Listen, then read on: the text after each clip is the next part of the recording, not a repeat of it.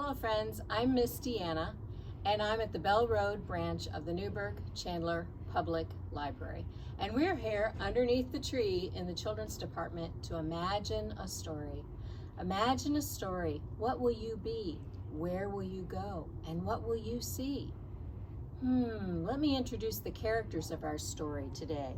The story is adapted from the book The Suitcase by Naylor-Ballesteros, and it looks something like this. Now in this story we have a fox, and we have a hedgehog, and we have a chick. But we also have this guy. Well, what kind of animal is that? Is it a fish with hands and feet? Is it a frog? Let's hear the story and maybe we'll find out. One day, a strange animal arrived. He was dusty, he was tired, he was sad, he was frightened, and he was carrying a big suitcase. Chick said, "Hey, hi there. What's in your suitcase?" "Oh, my suitcase? Well, there's a teacup." Hedgehog said, "A teacup? That's a mighty big suitcase for just a teacup." "Well," said the strange animal, "I suppose it is, but there's also a table for my teacup."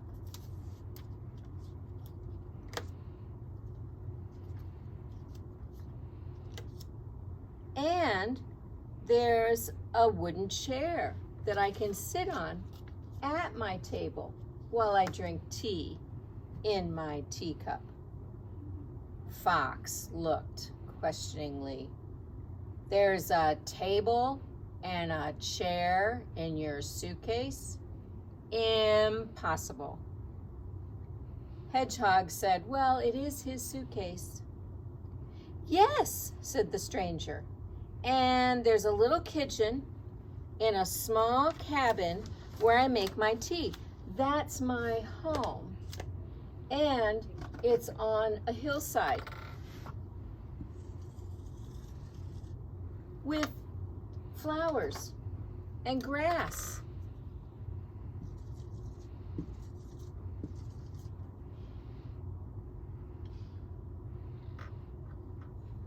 "Well, all that's in your suitcase? Really?" said Fox again. "Yes," said the strange animal, "but I'm sorry. I've been traveling a long way and I'm very sleepy. I need to rest." And so he fell asleep. Fox said, "Well, I don't trust him." Chick said, "What a strange animal. I've never seen anything like him before." Hedgehog said, "Neither have I, but we really should let him sleep for a while." Fox says, "How do we know he's telling the truth? There's only one way to find out. Pass me that rock. We're going to find out what's in that suitcase." Well, Chick said, "I don't know." And Hedgehog said, "No, we can't do that. It's not ours." But it was too late.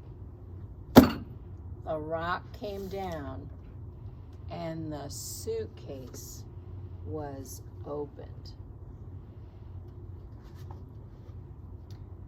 Fox said, "See, it's just a broken teacup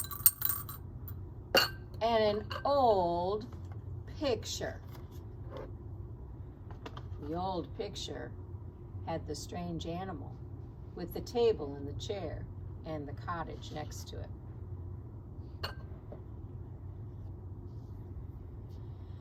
"Well," said Chick, "he did say there was a teacup." "Yes," said Hedgehog, "but now his suitcase is broken too. What will he think of us?" The strange little animal continued to sleep. He was dreaming about running away and hiding and crossing deep oceans. And he dreamed about his old suitcase and what was inside it. And when he woke up, he couldn't believe what the other animals had done. He saw a mended teacup. He saw a new table and chair. And he also saw a brand new cottage. Fox said, "I'm sorry I broke your suitcase. We did fix it as best we could." Hedgehog said, "We've been busy while you were sleeping." Chick says, "We hope that you like it."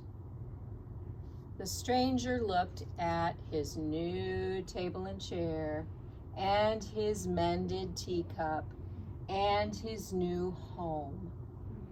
And he said, "I think it's perfect. Thank you. But there's just one problem. If you're all going to join me, we're going to need some more teacups."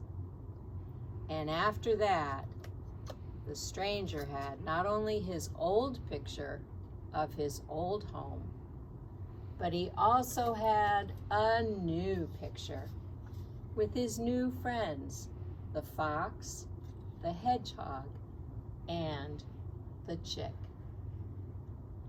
The end. Did you like that story? It's a story about someone who has to move, and probably somebody who had to move in a hurry.